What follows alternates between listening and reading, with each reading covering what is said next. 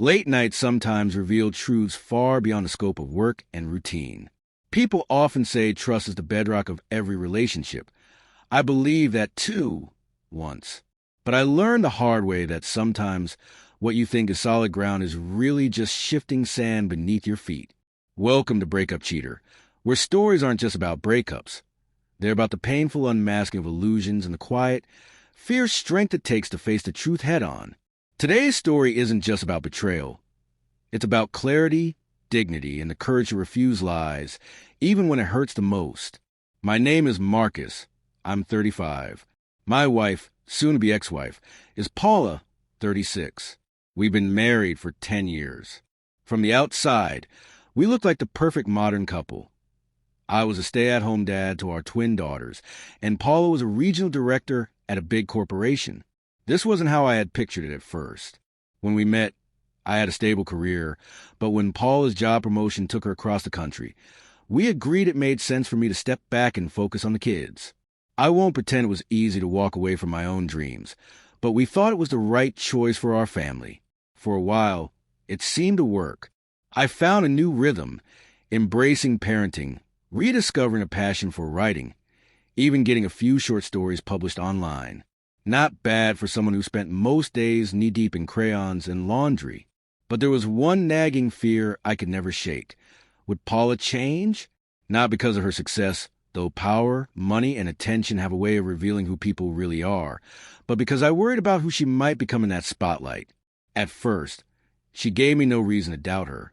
Sure, she wasn't as considerate with money as I was, and she wasn't as attentive as she used to be. But I brushed it off. After all, she'd always been ambitious, and I respected that.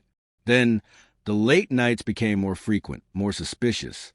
Family dinners were canceled with little explanation. Slowly, I started to feel like a single parent. The moment that shattered any remaining illusion came unexpectedly. She was showing me pictures on her phone, something innocent, a work event, or maybe a day out with the girls. But in the photo reel, I caught a glimpse of something that didn't fit. A club scene, vibrant lights, drinks, and Paula in a short dress, smiling closely with a man I didn't know. Their faces were too close, their connection unmistakable. I didn't confront her right away. I'd been gaslit before, twice, by the same woman, and I wasn't about to fall into that trap again. Instead, I quietly sent the picture to myself, deleted it from her phone, and waited. The next time I checked, the photo was gone. She had deleted it. That was all the confirmation I needed. In the weeks that followed, I became more alert. She came home once wearing different heels than she'd left in. Another time, I caught the scent of minty gum mingled with faint alcohol on her breath. I didn't want to believe it, but I couldn't afford to be naive any longer. Asking her directly was useless. If she denied it, I'd never get the truth. And I needed that truth more than anything, not just for myself, but for our daughters.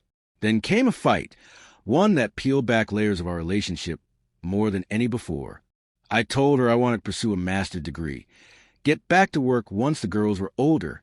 She reacted coldly, accusing me of breaking our arrangement, insisting her income was enough and that my ambitions would hurt the kids. But I knew it wasn't about money, it was about control. She didn't want me to have options.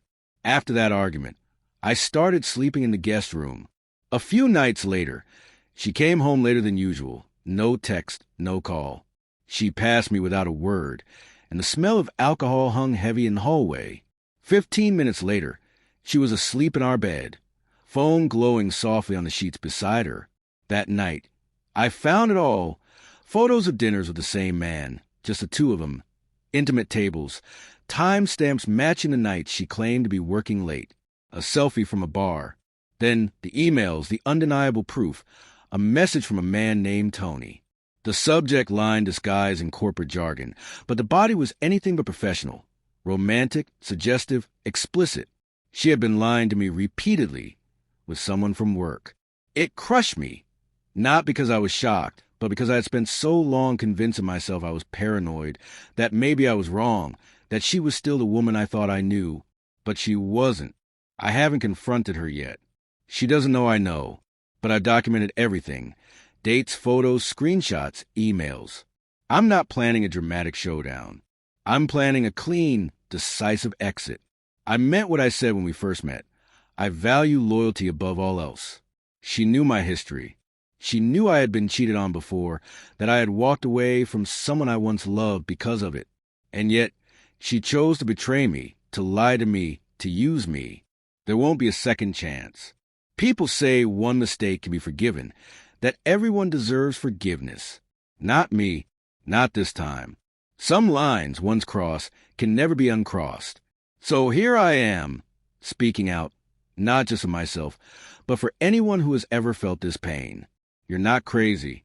You're not imagining things. Your instincts matter. Trust them. This story isn't over, but it won't continue with her. What drives someone to risk years of trust, love, and family for something so fleeting, so hollow? Share your thoughts in the comments below. Thanks for watching Breakup Cheater. Don't forget to like, subscribe, and hit the notification bell so you never miss an episode.